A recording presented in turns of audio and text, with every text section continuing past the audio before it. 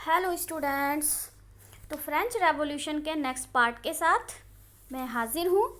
तो आज हम इसके थर्ड सेक्शन में पढ़ेंगे France abolish monarchy and become a republic. अब फ्रांस ने मोनार्की को ख़त्म कर दिया और वो एक रिपब्लिक यानी कि गणराज्य बन गया। पिछली दो वीडियोस में हमने देखा कि किस तरीके से फ्रांस ने जो लुई 16वें का शासन था उसका अंत करके एक नए संविधान को लिखा था, जिसके अनुसार वहाँ पर मताधिकार प्रदान किया गया था कुछ लोगों को। अब उससे आगे फिर क्या होता है वो हम आज के चैप्टर में पढ़ेंगे। तो अब ये सारी सिचुएशन होने के बाद जब वहाँ पे नए संविधान का गठन हो गया, उसके बाद क्या होता है कि जो फ्रांस में जो सिचुएशन थी वो अभी भी टेंशन वाली थी, यानी कि तनावपूर्ण स्थिति थी अभी भी वहाँ की।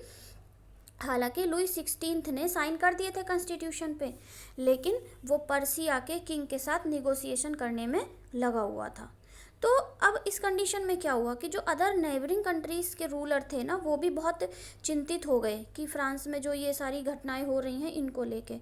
तो उन्होंने ऐसा सोचा समर ऑफ 1789 में कि हम जो है फ्रांस में इस सबको सही करने के लिए कोई एक्शन लेते हैं, अपनी आर्मी भेजते हैं। लेकिन इससे पहले कि वो ये प्लान उनका सक्सेसफुल होता, जो नेशनल असेंबली थी उसने अप्रैल 1792 में पर्सिया और ऑस्ट्रिया के खिलाफ युद्ध को डिक्लेयर कर दिया।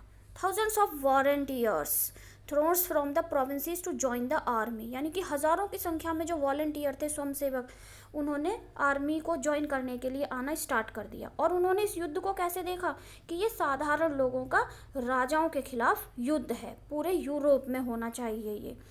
तो इस समय पर वो लोग क्या करते थे, जब ये सारी उनकी प्लानिंग चल रही थी युद्ध की, तो वो पैट्रियोटिक सॉन्ग गाते थे जिसको मार्सिलेस कहा जाता था।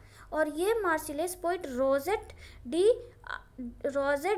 लाइजल था जिसने इसको लिखा था। और ये पहली बार मार्सिले में गाया। मार्सिले पहली बार कब गाया गया था? जब ये लोग पेरिस जा रहे थे। बाद में यही मार्सिले फ्रांस का नेशनल एंथम बन गया। जो रेवोल्यूशनरीज वार थे, जो ये सब हो रहे थे ना, क्रांतिकारियों के जो युद्ध हो रहे थे, इन्होंने बहुत ज़्यादा इकोनॉमिक डिफ़िकल्टीज खड़ी कर दी फ्रांस के सामने। अब जो लोग थे वो तो फाइटिंग करते थे, मीन्स वो तो फ्रंट पे थे और युद्ध लड़ते थे, और जो वुमेन थी वो अर्निंग के लिए और अपनी फैमिलीज़ की देखभाल के लिए रह गई थी। इसके अलावा जो पॉपुलेशन का एक बहुत बड़ा लार्ज सेक्शन था, वो ये देखता था कि जो कॉन्स्टिट्यूशन है 1791 का, उसने जितने भी पॉलिटिकल राइट्स दिए हैं वो केवल रिचर सेक्शन को दिए हैं। जो सोसाइटी का रिचर सेक्शन है ना, उसी को तो मिला था वोट टू राइट। किसको मिला था कि ऐसे लोग जो 25 वर्ष की आयु के हैं और जो 3 दिन की मजदूरी के बराबर का टैक्स पे करते हैं, उन लोगों को राइट टू वोट दिया गया था। तो बहुत सारे लोगों को ऐसा लगता था कि भाई ये जो नया कॉन्स्टिट्यूशन बना है, इसने तो जो सोसाइटी के रिचर पर्सन हैं उन्हीं को राइट टू वोट दिया है, तो हम लोगों को तो यहाँ पर कुछ भी नहीं मिला। तो इन सारी बातों के लिए उन्होंने पॉलिटिकल क्लब्स बना लिए थे, जो कि बहुत इंपॉर्टेंट रोल प्ले कर रहे थे। और लोग उन क्लब्स में आके गवर्नमेंट की पॉलिसीज़ के बारे में, प्लान के बारे में, एक्शन के बारे में बात करते थे। तो ये जितने भी पॉलिटिकल क्लब बने हुए थे, इनमें जो मोस्ट सक्सेसफुल क्लब था वो था जैकोबिन्स का। जैकोबिन्स का जो क्लब था, इसका नाम था, जो कि कॉन्वेंट ऑफ सेंट जैकब थे ना पेरिस में, convent of Saint Jacob in Paris के नाम पर इसका नाम जैकोबिन पड़ा था। महिलाएं भी इस पूरे उसमें थ्रू आउट दिस पीरियड महिलाएं भी बहुत ज़्यादा एक्टिव थी। उन्होंने भी अपने क्लब बनाए थे। इसके बारे में हम सेक्शन 4 में पढ़ेंगे। जो उनकी एक्टिविटीज़ और डिमांड थी उनके बारे में हम नेक्स्ट सेक्शन में पढ़ेंगे। अब जो जैकोबिन क्लब के जो मेंबर थे, members of the Jacobin club belongs mainly to the less prosperous sections of society. तो जैकोबिन क्लब के जो मेंबर थे वो समाज के निचले तबके से आते थे, जिसमें कौन कौन इंक्लूड थे? Small shopkeepers, artisan such as shoe maker, pastry cook और वॉच मेकर, प्रिंटर, सर्वेंट्स और डेली वेज वर्कर्स। तो ये सारे लोग कौन थे? ये सब समाज के निचले तबके से बिलोंग करने वाले लोग थे। ये सब जैकोबिन क्लब के मेंबर थे। इनका जो लीडर जो था, their leader was Maximilian Robespierre है। इनका लीडर मैक्सिमिलियन रॉबस्पियर था। और जो एक लार्ज ग्रुप था जैकोबिन का, उन्होंने डिसाइड करा किया लॉन्ग स्ट्राइप ट्राउजर्स पहनना। लॉन्ग स्ट्राइप ट्राउजर्स क्या होते थे? जो कि डॉक वर्कर्स के द्वारा पहने जाते थे। जो डॉक यार्ड में काम करने वाले वर्कर्स होते हैं ना, तो वो लॉन्ग स्ट्राइप ट्राउजर्स पहनते थे। जबकि जो फ्रांस के जो फैशनेबल पर्सन थे, जो नॉर्मल लोग थे, फैशनेबल लोग थे सोसाइटी के, वो क्या पहनते थे, स्पेशली नॉबल्स, वो नी ब्रीचेस पहनते थे। भाई पेरिस तो हमेशा से फैशन का ही शहर रहा है ना, आज भी फेमस है वो फैशन के लिए। तो उस समय का जो फैशनेबल कपड़ा था जो कि रिचर लोग पहनते थे, वो था नी ब्रीचेस, जो कि घुटने तक का होता था। लेकिन इन लोगों ने क्या पहनने का डिसाइड किया, इन्होंने लॉन्ग स्ट्राइप ट्राउजर्स पहनने का डिसाइड किया। और ये क्या था, ये उनका तरीका था उन लोगों के खिलाफ, समाज के रिचर सोसाइटी के खिलाफ विरोध करने का, ये उनका एक तरीका था। तो उन्होंने जो है ये अपना फुल पैंट जिसे कह सकते हैं हम, पतलून, वो पहनने का उन्होंने डिसीज़न लिया। तो ये जो जैकोबिन्स थे जो ये सब पहनते थे, इनको सैंस कुलाते कहा गया, जिसका मीनिंग होता है विदाउट नी ब्रीचेस। और जो सैन कुलाते थे, इनको एक रेड कैप भी पहननी होती जो कि लिबर्टी का सिंबल थी। पीछे हमने देखी थी ना रेड फ्रोजियन कैप, वो भी पहनते थे। बट वुमेन को ये पहनने के लिए अलाउ नहीं था, वुमेन वो कैप नहीं पहनती थी, बट बाकी चीज़ें वो पहनती थी, बट उनको कैप पहनना अलाउ नहीं था। अब in the summer of 1792 the Jacobins plan an insurrection of a large number of Parisians who were angered by the short supplies and high price of food. अब 1792 की गर्मी में जैकोबिन्स ने एक बहुत बड़े लोगों के साथ, मतलब बहुत बड़ी संख्या में पेरिस वालों के साथ एक एक जुलूस सा निकाला, जो किसके विरोध में था, short supplies and high price of food का वहाँ पे अभाव हो गया था, मतलब कम हो गया था, और प्राइस बहुत ज़्यादा हाई हो गए थे। तो इसके लिए उन्होंने वहाँ पे, अगस्त में गर्मी का मौसम होता है, तो अगस्त 10 की मॉर्निंग में ये सारे लोग एक जुलूस की शक्ल में ट्यूलेरिस के प्लेस पर पहुंच गए, महल पर पहुंच गए, और वहाँ पे उन्होंने राजा के गार्ड जो होते हैं उनको मार दिया, और राजा को और रानी को कई घंटों तक उन्होंने बंधक बना के रखा। तो बाद में क्या हुआ, later the assembly voted to imprison the royal family, और बाद में जो असेंबली थी उसने वोट किया कि रॉयल फैमिली को जेल में डाल दिया जाए। इलेक्शन वहाँ पे हो गए, और अब 21 साल या उससे ज़्यादा के जितने भी लोग थे, मैन, मतलब यहाँ ध्यान देनी बात है, ओनली मैन, उन सबको रिगार्डलेस ऑफ वेल्थ, यानी उनके पास चाहे संपत्ति हो या नहीं हो, किंतु उनको राइट टू वोट दे दिया गया। यानी कि अब जो 1792 में जो चुनाव हुए उसमें 21 साल या उससे ज़्यादा उम्र के सभी व्यक्तियों को, सभी लोगों को, मेंस को वोट देने का अधिकार दे दिया गया। जो न्यूली इलेक्टेड असेंबली थी उसको कन्वेंशन कहा गया, और 21 सितंबर 1792 में इसने मोनार्की को अबॉलिश करके फ्रांस को क्या डिक्लेयर कर दिया, रिपब्लिक।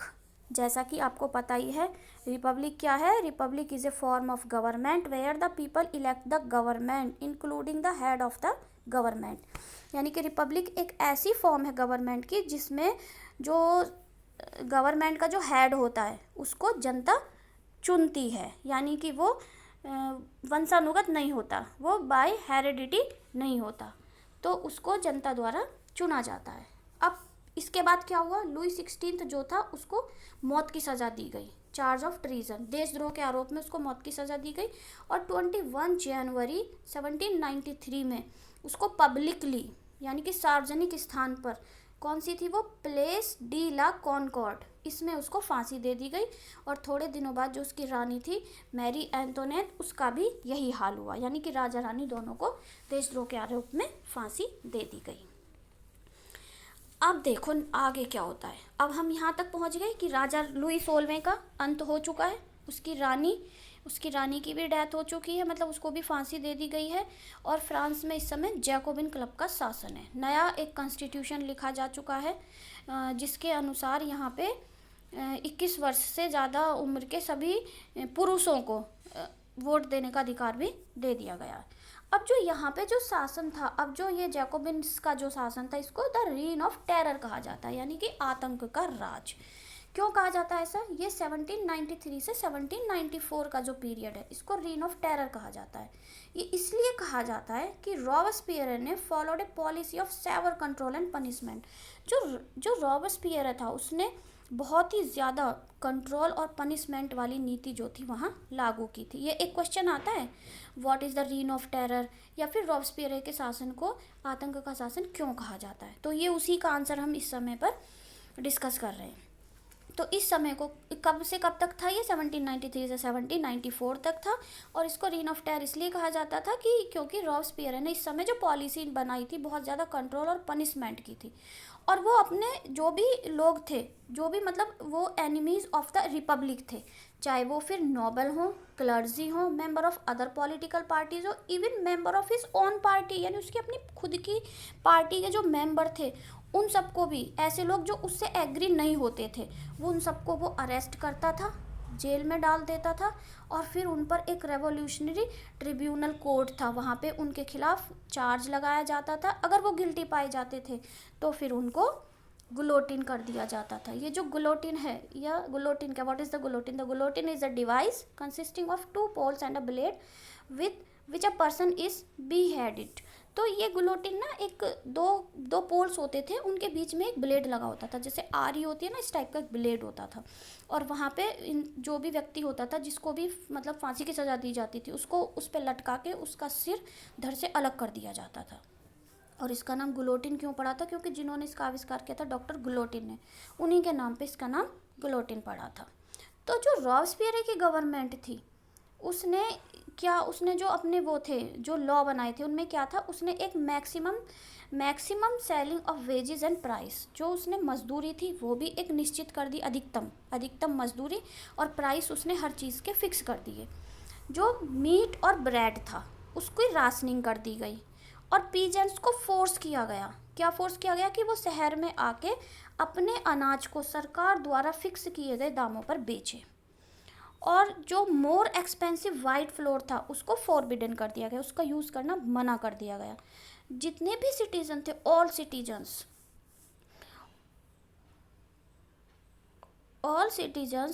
जो थे, मतलब कि फ्रांस में रहने वाले जितने भी लोग थे, उनको एक पेन डिगाइट्स, यानी उसको इक्वली ब्रेड कहा जाता है। ये फ्रेंच वर्ड है पेन डिगाइट, लेकिन इसको इक्वली ब्रेड यानी कि समता रोटी कहा गया, जो कि होल व्हीट से बनी थी, यानी कि पूर्ण गेहूं के आटे से बनी हुई, संपूर्ण साबुत गेहूं से बनी हुई रोटी। जो वाइट रोटी थी उसको हम कह सकते हैं जैसे मैदा और गेहूं का आटा। तो जैसे मैदा पे बैन लगा दिया जाए और गेहूं के आटे की रोटी सबको खाना अनिवार्य कर दिया जाए, इस तरीके से मतलब व्यवस्था की गई थी। और जो बोलचाल की भाषा थी, फ्रांस की जो बोलचाल की भाषा थी, उसमें क्या कहा जाता था, इक्वालिटी लाने का प्रयास किया गया।